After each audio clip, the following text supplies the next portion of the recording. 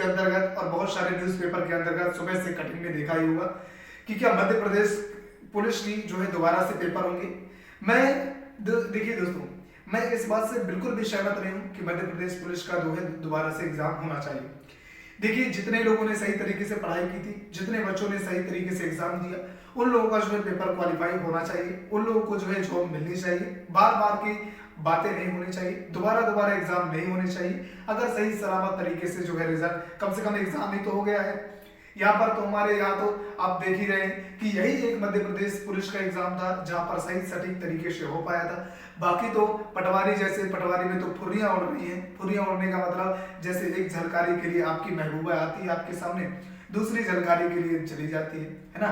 आपका प्यार और मोहब्बत जिस तरीके से, जब आपको पहली पहली बार प्यार होता है ना, तो यहाँ पर इसी तरीके से कुछ होता है जैसे हमारे मध्य प्रदेश के अंतर्गत परीक्षाओं में, है ना।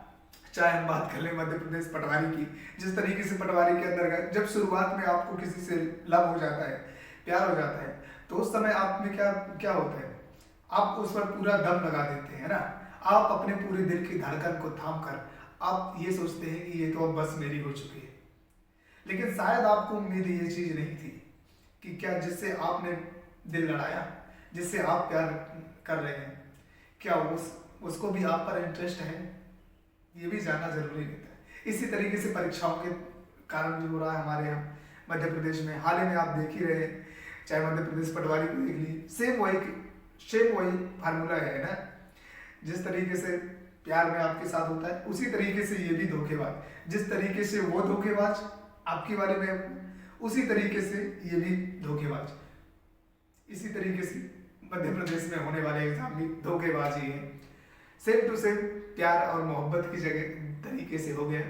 कभी फर्जीवाड़ा हो जाता है। फर्जीवाड़े का सीधा सा मतलब है कि एक लड़की का जिससे आप मोहब्बत करते हैं वो किसी दूसरे के साथ उसका अफेयर हो, इसे बोलते हैं फर्जीवाड़ा। इसी तरीके से मध्य प्रदेश में भी हुआ। मध्य प्रदेश में एग्जाम को आपने देखा कि, है ना, जिस तरीके से यहाँ वहाँ से बच्चे आ गए और यहाँ पर आकर उन्होंने टॉप 10 पर रैंक हासिल की। इसी तरीके से वो भी हैं जिनको आप दिन रात याद करते हैं ना, रातों में व्हाट्सएप चैटिंग होती है। पढ़ाई के नाम पर आप अपने माता पिता के साथ बहुत बुरा हालात कर रहे हैं। जिन्होंने आप पर पूरी उम्मीद और पूरी मेहनत झोंक दी आपके लिए, आप उनके साथ गलत कर रहे हैं। अगर आप इस तरीके से आप भी रातों रात चैटिंग कर रहे हैं, रात रात मेरी प्यारी महबूबा मैं आपके लिए, तो बिल्कुल आपके लिए तो मैं जान देने के लिए हाजिर हूँ। ये पढ़ाई वढ़ाई क्या चीज़ है ना। तो अपने सपनों को साकार करने के लिए ना कुछ करना होता है। अब हम बात कर ले मित्रों, बहुत सारे लोगों का ये भी कमेंट आ रहा था मेरे पास, क्या दोबारा से एग्जाम होगा मध्य प्रदेश पुलिस का। तो अभी तो ऐसा कोई भी डिसीजन नहीं आया है ना। और हो सकता है कि आप जैसे जितने लोगों ने जो है ना हाई कोर्ट के अंदर जो पिटीशन लगाई थी, तो हो सकता है एग्जाम भी दोबारा हो जाए।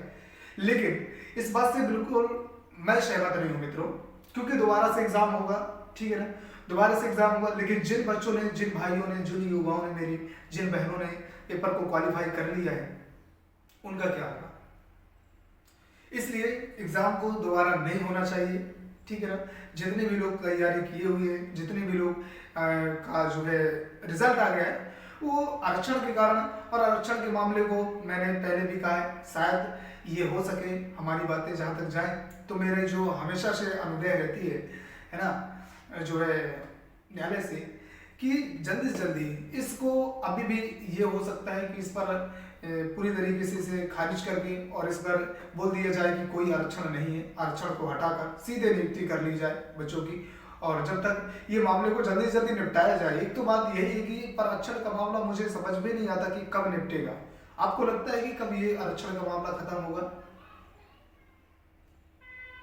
जैसे कि हमने बहुत पहले भी कहा है कि कोई एक वैल्यू दे दे, उसके हिसाब से जब तक आरक्षण का मामला आपका खत्म नहीं होता, हाई कोर्ट का मामला खत्म नहीं होता, तब तक उसके हिसाब से करें, है ना। सरकार को करनी चाहिए बात। लेकिन बार बार लटकने का मतलब क्या है? बार बार लटकना ये बच्चों के साथ गलत है ना बच्चों, दोस्तों गलत है ना।